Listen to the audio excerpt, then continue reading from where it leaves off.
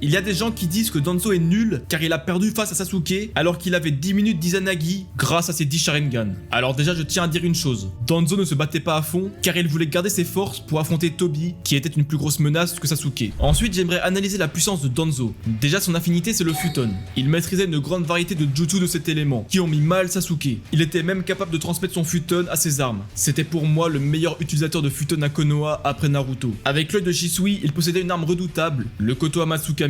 Mais l'ayant utilisé sur Mifune, il ne pouvait plus l'utiliser sur Sasuke ou Tobi, ce qui l'a pas mal nerfé. Néanmoins, grâce aux cellules d'Hashirama qu'il possédait, la durée de réutilisation de ce genjutsu est beaucoup plus courte. Ça c'est Itachi qui nous le dit, de base il faut attendre 10 ans avant de réutiliser le Koto Amatsukami. Grâce à l'ADN d'Hashirama, Danzo maîtrisait en plus le Mokuton. Même si c'était à un très faible niveau, il ne faut pas l'exclure. Il pouvait aussi invoquer un tapir géant qui aspire tout ce qui se trouve devant lui. C'est une invocation très redoutable. Danzo a pu percer le Susanoo de Sasuke en utilisant la force d'aspiration combinée à son Futon. Il maîtrisait aussi extrêmement bien le Fuinjutsu, il a été capable d'immobiliser Sasuke et il s'est même mis un saut sur le corps, lui permettant de se faire exploser et de tuer ses ennemis aux alentours. Son gros point fort, ça reste son Izanagi, c'est quand même l'un des plus puissants genjutsu qui existent et il pouvait l'utiliser 10 fois. Sasuke a très bien géré son combat, on peut pas le nier, mais n'oubliez pas qu'il était un peu aidé par Karin et que Danzo essayait de s'économiser pour Tobi. De plus, au même titre qu'Hiruzen contre Orochimaru, Danzo était vieux, il était pas à son prime.